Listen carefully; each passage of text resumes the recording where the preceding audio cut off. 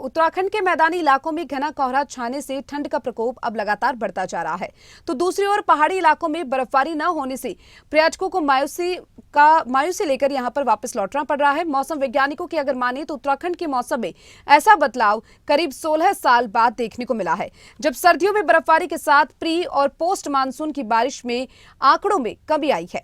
दिसंबर जनवरी में बर्फ से अटी रहने वाली वादियों में इस बार न के बराबर बर्फबारी हुई।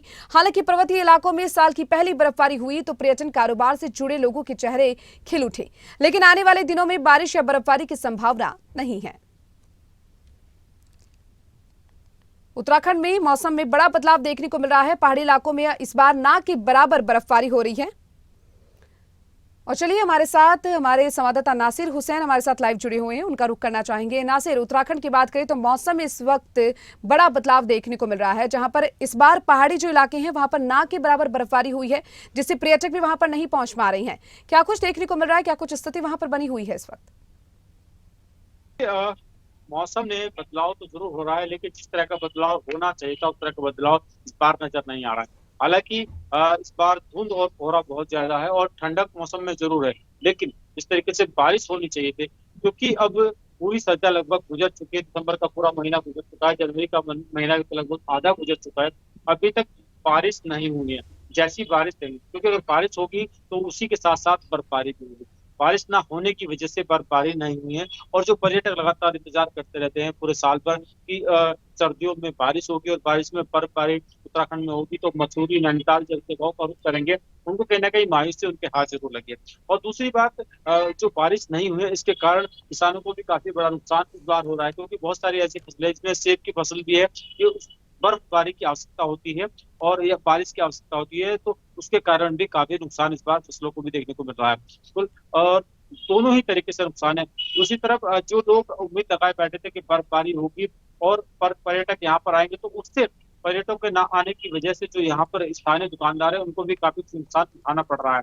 कुल मिलाकर कह सकते हैं कि इस बार नुकसान हुआ। हालांकि ठंड है, मौसम में थोड़ा कोहरा जरूर छाया हुआ है, कोहरे की और धुंध के कारण भी लोग घरों से बाहर नहीं निकल पा रहे हैं, लेकिन जिस तरह की ठंड की उम्मीद लोगों की, सर्दी की उम्मीद थी लोगों की, बारिश होगी, बर्फबारी, उस तरह की मौसम इस बार नजर नहीं आ रहा है। इससे लोगों को मायूसी हाथ जरूर लगी। बिल्कुल नासिर, जिस तरीके से आपने कहा कि किसानों को तो मायूसी यहाँ पर हाथ लगी रही है, उसके साथ ही जो व्यवसाय है वो भी ठंडा पड़ता हुआ दिखाई दे रहा है। वही 16 साल बाद इस तरीके का मौसम उत्तराखंड में देखने को मिल रहा है, क्या कुछ कारण बताए जा सकते हैं, क्योंकि इस बार ना बारिश है ना बर्फबारी है? देखिए, कारण अलग अलग, जिस तरीके से आजकल मौसम में बदलाव, प्रकृति में बदलाव हो रहा है, उसके कारण इस तरह की स्थिति पैदा हो सकती है। खासतौर पर लगातार प्रदूषण बढ़ रहा है। प्रदूषण बढ़ने के कारण, क्योंकि पिछले दिनों मापा गया था जो पोल्यूशन का जो इंडेक्स है वो कहीं ना कहीं थोड़ा बढ़ा जरूर था, और इसकी वजह से इस तरह के मौसम में बदलाव नजर आ रहा है। हालांकि जो मौसम वैज्ञानिक है उनका कहना है कि इस तरह की चीजें होती रहती हैं, ये कोई खास बात, अलग बात नहीं है। कई बार ऐसा होता है कि मौसम में बारिश की संख्या ज्यादा होती है, कई बार नहीं रहता है, तो ये एक प्राकृतिक ही कारण हो सकता है इसका। लेकिन इसके पीछे के बहुत सारे अन्य कारण भी है, चाहे वो जिस तरीके से पॉल्यूशन बढ़ रहा है उसको भी कारण माना जा सकता है, लेकिन जिस तरीके से इस पर बारिश नहीं हुई है और बारिश की उम्मीद लोग लगाए बैठे हैं, उससे काफी जरूर हुआ है पर्यटन सीजन को भी और साथ ही साथ किसानों को। चलिए, बहुत बहुत शुक्रिया नासिर आपका तमाम जानकारी को विस्तार से साझा करने के लिए।